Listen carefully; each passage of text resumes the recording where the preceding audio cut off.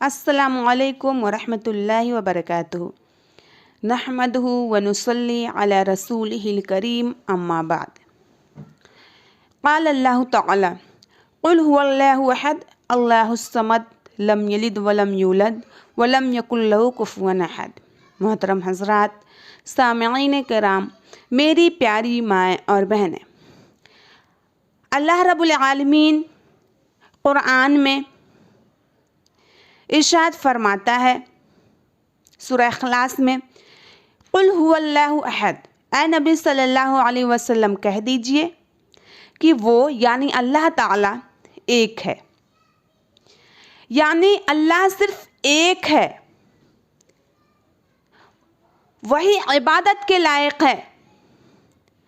अल्लाह ताला जब एक है तो सिर्फ एक अल्लाह की ही इबादत की जाए। अल्लाहुस समद, वो बेनियाज है।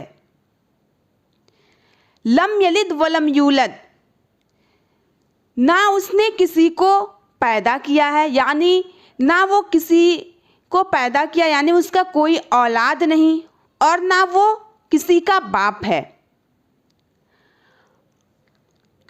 वलम यकुल लहू कुफुवन अहद, और ना उसके बराबरी में कोई है, उसका हमसर कोई नहीं है। लेकिन हमारे मुआशरे में इतने खुराफात पैदा हो गए हैं कि अल्लाह ताला के बेटे बना दिए गए हैं। जैसे हज़रत ईसा अलैहिस्सलाम को कुछ लोग कहते हैं कि अल्लाह का बेटा है। अल्लाह को एक ना मान करके लोग उसके साथ मिलावट कर रहे हैं। अल्लाह के बराबरी में बाकी लोगों को जोड़ रहे हैं जिन्हें अल्लाह ताला ने खुद पैदा किया, और ऐसे लोग ये दावा करते हैं कि हम अल्लाह के बंदे हैं, हम मोहम्मद सल्लल्लाहु अलैहि वसल्लम की सुन्नत पर अमल कर रहे हैं। क्या ये लोग इस सूरा पे, इस आयत पर अमल कर रहे हैं? बिल्कुल भी नहीं, क्योंकि अल्लाह ताला जब खुद कह रहा है कि मेरे बराबरी में कोई नहीं है, मैं अकेला हूँ, मेरा कोई औलाद नहीं है और ना मैं किसी का औलाद हूँ, लेकिन हम इस बात को मान रहे हैं। इस आयत को वो लोग झुठला रहे हैं जो अल्लाह ताला से ना उम्मीद होकर के, अल्लाह ताला की दर से भटक करके, उसके रास्ते से फिर करके किसी गैरुल्लाह के दर पर जाते हैं, किसी गैरुल्लाह को अल्लाह की दर्जा देते हैं, किसी गैरुल्लाह को अपने दुख दर्द सुनाते हैं और उससे जाकर के मदद तलब करते हैं, उससे जाकर के औलाद मांगते हैं। जबकि अल्लाह ताला कुरान में खुद कहता है कि मैं जिसको चाहता हूँ बेटा देता हूँ, जिसको चाहता हूँ बेटी देता हूँ, और जिसको चाहता हूँ बाँझ बना देता हूँ। औलाद देना ये अल्लाह का काम है, किसी गैरुल्लाह का काम नहीं है जिस पर आप उम्मीद लगाए हुए हैं।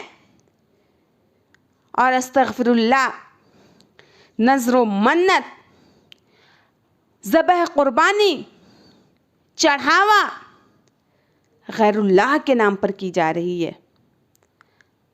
अल्लाह ताला ही है जो आपकी दुआ को कबूल करता है, जो 70 माओं से भी ज़्यादा उससे मोहब्बत करता है, जिसके रास्ते से आप भटक करके गुनाह किए जा रहे हैं और फिर वापस आकर के जब अल्लाह ताला से तौबा इस्तग़फ़ार करते हैं तो वही है जो आपको बख्शता है, आपको बख्श करके आपके गुनाहों को माफ़ कर देता है। क्या किसी के पास इतना बड़ा दिल है? आज के दौर में छोटी सी गलती भी माफ़ नहीं की जाती, लेकिन वो अल्लाह है जिसके साथ आप नाफरमानी कर रहे हैं, शिर्क कर रहे हैं, जिसके साथ दूसरों को शरीक कर रहे हैं, उसकी बराबरी मिला रहे हैं, फिर भी वो आपके गुनाह को बख्श दे रहा है। कितना रहमदिल है। हमें चाहिए कि हम उस अल्लाह की फरमाबरदारी करें जो हमें खिलाता है, जो हमें पहनाता है, कपड़े लत्ते देता है, जो हमें रहने के लिए घर देता है, जो हमें औलाद देता है। हर चीज की ख्वाहिश वही पूरा करता है, और जब वो आजमाता है तो आप उसकी आजमाइश में फेल हो जाते हैं। जब अल्लाह ताला खुशी देता है तो हम उसको याद नहीं करते, और जब दुख देता है, तकलीफ देता है, तो उसको लोग बुरा भला कहते हैं और उसको याद करते हैं। ये नहीं आप समझिए कि हमने गुनाह किया। अल्लाह ताला से तौबा करिए, उससे अपने गुनाहों की माफ़ी मांगिए, वो आपके गुनाह को ज़रूर बख्शेगा। जो लोग अल्लाह की राह से भटके हुए हैं, जो लोग उससे नाउम्मीद हो रहे हैं, वो ये जान लें कि अल्लाह ताला माल दे करके, औलाद दे करके आज़माता है, और ये सारी चीज़ें छीन करके भी आपको आजमाइश में डाल सकता है। तो फिर आप क्यों उससे ना उम्मीद हो रहे हैं? ये दुनिया क्या है? ये तो चंद रोज़ की ज़िंदगी है, असल ज़िंदगी तो आखिरत की है।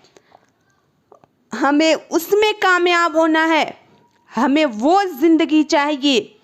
ये ज़िंदगी तो चंद लम्हे की है, क्या पता कि हम कब गुज़र जाएं, कब हमारा बुलावा आ जाए। अल्लाह ताला से दुआ है कि अल्लाह ताला ऐसे लोगों को हिदायत दे। अल्लाह ताला हमें भटके हुए रास्ते से, इस शैतानी अमल से बचा करके सिरातुल मुस्तकीम पर चलने की तौफीक दे, शिर्क जैसी बड़ी गुनाह से बचाए। आमीन। व आखिरत दुआना अल्हम्दुलिल्लाहि रब्बिल आलमीन।